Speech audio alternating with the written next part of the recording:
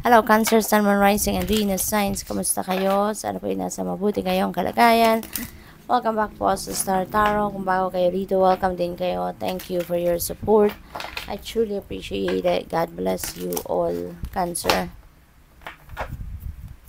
Una mensahe ninyo, we have increased your knowledge. And so education brings opportunities. Take a course, pick up a book, or find a mentor to teach you what your soul longs to know. Okay? So, Cancer, maaaring ang iba sa inyo rito baka bumalik sa school or magbabalik sa school for formal schooling, or baka meron kayong nire-research, or baka meron kayong pinag-aaralan, you're curious about something, no? Kaya pwedeng naghahanap din kayo ng mentor na makakatulong sa inyo, or teacher, tutor, mga ganon, ano? So, there is something na gusto mong matutunan dito. Kaya, good luck sa'yo. We have open your heart. Ayan. No one is perfect, okay? No one is perfect.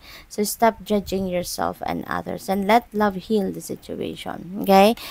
Walang perpekto sa mundo. No? Walang taong perpekto sa mundo. Lahat tayo may flaws, lahat tayo nagkakamali, lahat tayo pumapalpak at some point. Kaya, wag ninyong i-judge, no, yung sarili ninyo. Be kind to yourself and others. Do not judge yourself, no, nor others. Okay? Kasi hindi tayo hindi tayo perpekto, no? Meron laging pagkakamali na pwede tayo magawa. Merong kapalpakan na pwede nating magawa at some point. We have stay the course, okay? Don't panic. You're not on the wrong path. You're just having a bumpy start. So learn from your experiences and keep going. Yan ang paalala sa inyo ni Archangel Michael. Okay? Huwag kayong mag-alala.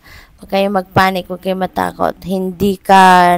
Wala ka sa maling daan. Okay? Because you are on the right path, maaari lang na hindi perfecto. Diba? Talaga, yung pagsisimula mo, no? Maybe nag-start ka on the wrong foot, kumbaga, no? Sa kung anumang bagay na ginagawa mo. But that doesn't mean na you are on the wrong path. Okay? So, matuto ka, no? Kunin mo kung ano yung mga matututunan mo from that experiences, kung ano mga pagkakamali or kapalpakan ang maaaring nagawa mo dito, or kung ano man, no, yung hindi perfectong bagay or pangyayari sa iyong sitwasyon. Learn that experience and just keep going. Stay the course. Okay? Stay the course. So, what else?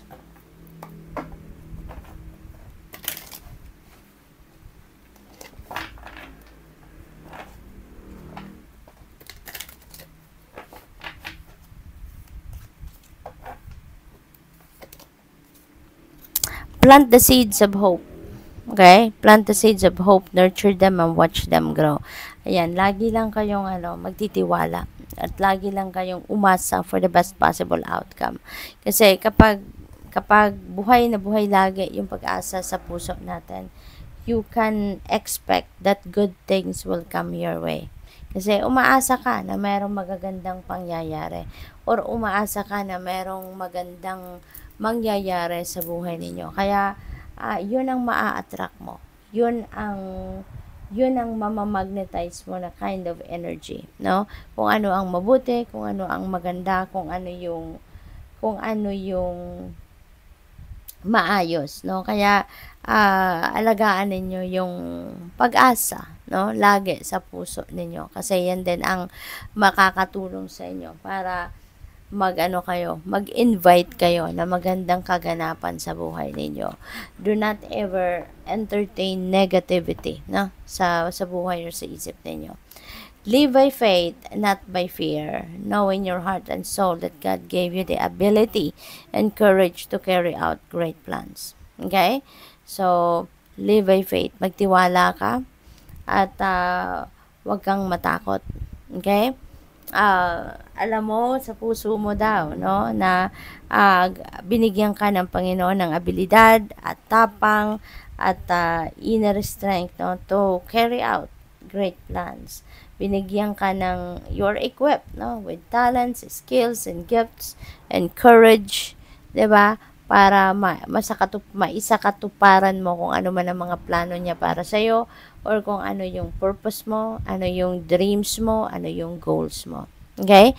Kaya lakasan mo ang inyong loob. Never ever entertain fear sa puso ninyo, sa buhay ninyo, kasi kung ang tawag dito, mamamayani, no? If that fear is going to reign in your life, wala kayong mararating, wala kayong mapupuntahan, you will be stuck where you are, at walang progress, walang development, walang pag-usad, no? Kasi kung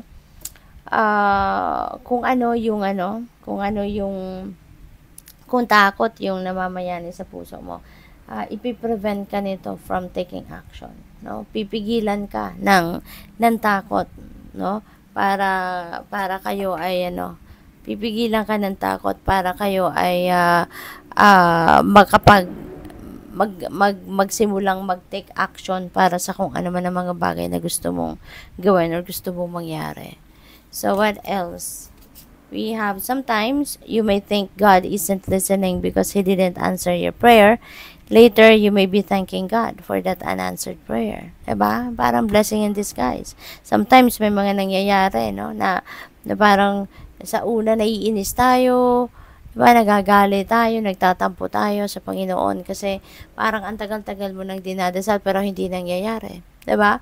Pero sometimes, marirealize mo or maiisip mo, no, may mga pangyayari sa buhay mo na, magpapasalamat ka na lang sa Panginoon kasi buti na lang hindi pinayagan ng Panginoon na mangyari yon, or buti na lang hindi sa akin binigay ng Panginoon yon. Hinihingi ko, hindi sinagot ang dasal ko. Buti na lang. 'Di ba? Kasi remember, no, na kung ano yung natin, kung ano yung dasal natin, may mga dasal tayo na hindi yun ang makakabuti para sa atin. May mga hinihingi tayo na hindi yun ang best para sa atin. Hindi yun ang makakapagpabuti ng ating sitwasyon. Kaya, hindi hahayaan, no, ng universe na ibigay sa atin ang kung ano ang hindi makakabuti para sa atin. Kaya, yung mga unanswered prayer na yan, no, yung mga unanswered prayer na yan, that is God's way of protecting us. No, that's one way of God para maiiwas tayo sa hindi magandang pangyayari, para maiiwas tayo sa hindi magandang kaganapan sa buhay natin. No, hindi niya hahayaan na malagay tayo sa isang sitwasyon, no, na ikakasira natin, 'di ba? Na ikakalungkot natin, yung ganoon. Kaya yung mga unanswered prayers na 'yan, no, talagang may dahilan ang lahat. So good luck. Thank you for watching Love and Light. Namaste.